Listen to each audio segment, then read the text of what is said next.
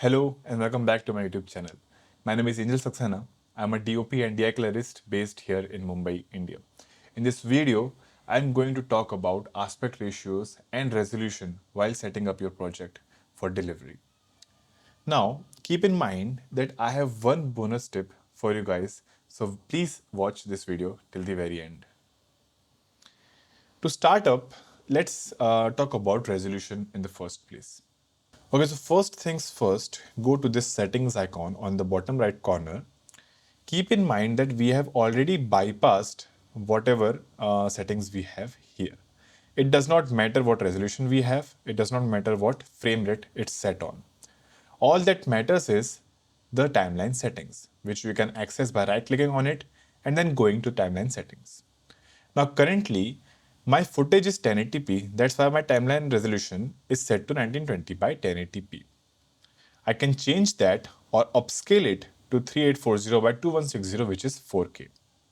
When I press OK, my default timeline resolution is set to 4K.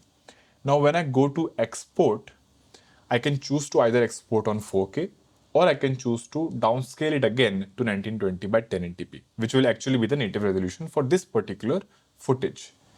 I shoot 1080p on this series because I want to save up some space, but I choose to export in 4K so that you can watch it on a higher bitrate on your computer or mobile screen. Now let's talk about aspect ratios. Well, we control aspect ratios in the same way as we control our resolution. Now, what is an aspect ratio and why would you use it? Well, you might be aware of letterboxes or the black lines on the bottom and top of some videos. Especially you see them in films and in cinematic style videos even on YouTube. I did that in the introduction, in the reintroduction of my channel as well. For that, let's right click on it, go to the timeline settings. Under the resolution drop down, I'll go down and I'll see this 2048 by 858 DCI scope 2.39. But this is near to 1080p resolution. Since we are talking about 4K first, let's go further below.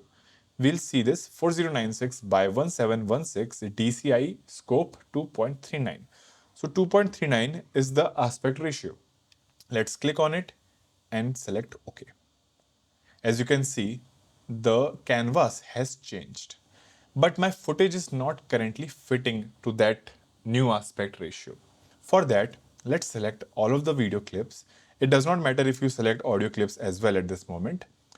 Let's open the inspector tab here. If it's already open, then you don't need to click on it again. Let's scroll down. In the retime and scaling, we'll find this scaling option. Currently it's set to project settings. We don't want that. We want to set it to fill. When I hit fill, it will automatically zoom in a little bit or scale in a little bit to fit the new canvas size. We can change the position later. Let's understand that first. For example, let's go to a different footage. Like in this one, we need to select that footage that we want to reposition. We want to scrub a little so that we have a good point for reference. Now, in the inspector tab again, we see different settings like zoom, position, rotation angle. Now, since we need to reposition this footage, we'll use the position option. If I manipulate these numbers, it will pan the footage. If I manipulate these numbers, it will tilt the footage, and we want to tilt it. So let's move in either direction until we are satisfied. So if we go too far, we'll see black bars coming. We don't want that. Let's go till here. Okay, so now our footage looks fine. But wait, there are no black bars at the moment. It's because you need to full screen the window to see the black bars in action. For that, you need to press Ctrl with F. Now you see, it's a perfect letterbox. And since I applied it to the whole footage, it doesn't matter where you are in the timeline, it will all be in the Cinemascope or 4K scope 2.39.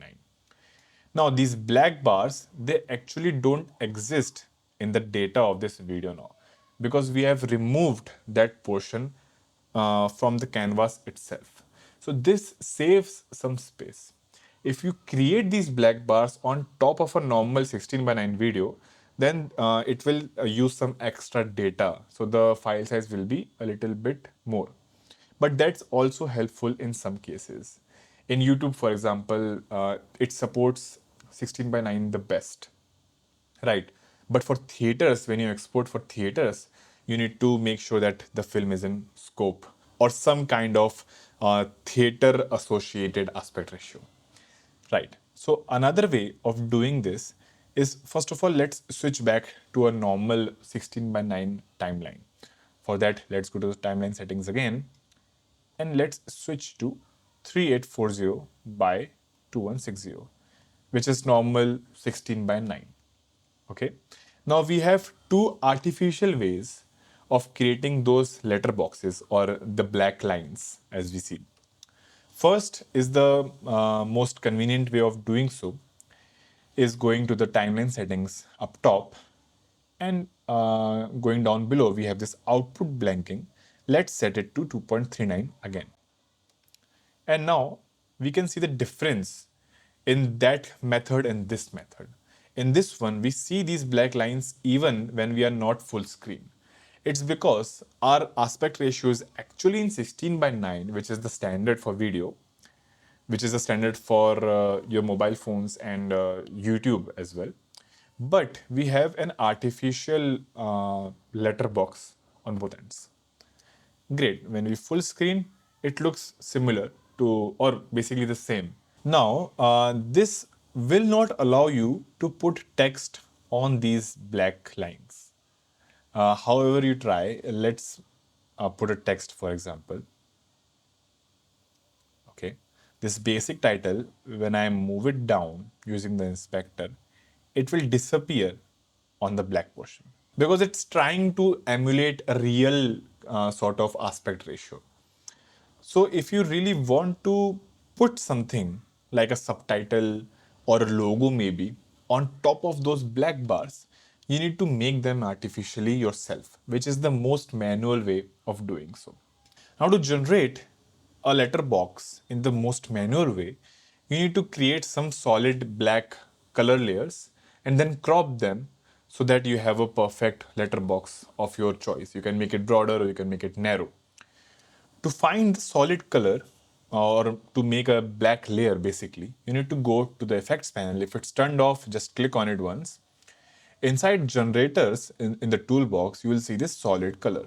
Let's drag and drop it. Okay.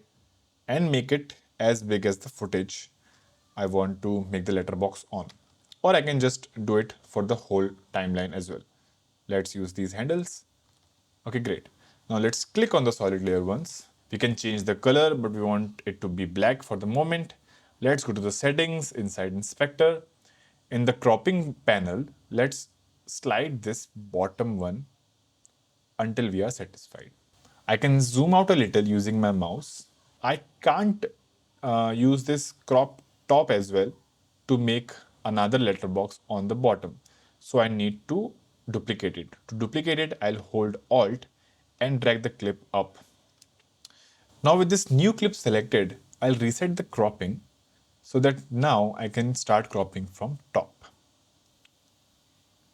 And then you will see that there is already a letterbox on top. And now I've created one on the bottom as well. Well, at the moment, we did this not very scientifically because we made up our own numbers, right? So let's try to do it a little scientifically. For that, I have resetted the cropping numbers on both of these solid layers. And for now, let's select them both and press D to disable them so that we can see our footage. Let's put the output blanking once again, 2.39. All right. Now let's turn on our bottom layer first. Press D again to enable the clip. Now we already have our output blanking. Now let's start using the crop bottom tool and stop it where we see the upper letter box. So somewhere around here, let's zoom in a bit using the middle mouse button to drag and reposition the clip. Let's alter this a little bit. So after a point, it just starts disappearing. So let's figure it out. Okay, so somewhere here, we are positioning our crop somewhere around the output blanking itself. So it's 1889. Let's make it 1890. So now we know how broad or how narrow the actual aspect ratio was. With that, I'll just turn the output blanking off and enable the other clip and also make it 1890. Perfect. So now let's reset this program window by pressing Z and now full screen it to have a scientific representation of those black bars. Almost. Now, because we have made these layers ourselves, we can place titles and logos and whatever on top of them. So now let's make another basic title layer again, reposition it using the Y column, and now I can see that it shows up on my black bar. But I need to make sure that the layer of text is above my solid layers. Now, keep in mind that we can make vertical timelines as well inside this same project. It will house everything together, different aspect ratios, different resolutions. It won't be any problem. So let's make a vertical timeline for this edit. Let's go to the timeline we are currently working on. We can either duplicate it or let's create a new one. While creating the new one, let's check this off, rename it. Let's go to format, and with 1080p, I will choose the use vertical resolution to make it vertical. It will swap these numbers. Let's switch to 25 fps as well, and let's create it. Now that we have an empty timeline, we need to copy the files now. So let's go to the horizontal timeline once again. Let's click on any footage and then press Ctrl A to select everything that's on the timeline. Let's do copy with Ctrl C, then go to the vertical timeline. Now make a selection on the very beginning with I, like so. And now press Ctrl V to paste it. Now we have all those same clips, but now they are on a vertical canvas. When we full screen it, you will see black pillar boxes this time instead of letter boxes. And since when we go out of this full screen, we don't see any black boxes here, which means that we don't have any resolution outside this area, which is great, which means it's now in its native vertical resolution. Now let's jump to this clip where we have this boat. Select on this clip, and now in the inspector, we can use this X column of the position and then move it to our liking. In this way, we can choose to reposition it for this boat. You can have different kinds of resolutions, you can have different kinds of aspect ratios inside the same project. It will house everything together. So that's, I think, very cool of Davinci Resolve. Now the bonus tip I promised you guys is this. Let's go to the horizontal timeline once again. Now keep in mind that if we are working on a 4K project with 4K files, you don't have to edit while the timeline is set to 4K. So let's quickly change it to 1920 by 1080p. This will make your edit easier with smoother playback, with lesser load on your computer, on your laptop, or whatever machine you're using. Now, as you can see, it went a little too small. Let's press Z to make it full screen. Now, you don't have to worry about anything. We are not going to create any quality loss because this whole changing your resolution thing is non-destructive. Now that we have downscaled the timeline so that we have an easier playback, we need to remember that just before exporting this video, I need to switch it back to 4K and then use the deliver settings on 4K to export my video. Otherwise, it will just upscale a 1080p resolution to 4K, which we don't want if we have actual native 4K files. If you don't have 4K files, like in my case, don't make a 4K timeline. Just make a 1080p timeline. We need to upscale it in any way. So this is it for this video. I hope to see you in the next one. Thank you so much for watching. Please subscribe to my channel. If you have any doubts or any topics that you want me to cover, then comment down below and I will see you in the next one.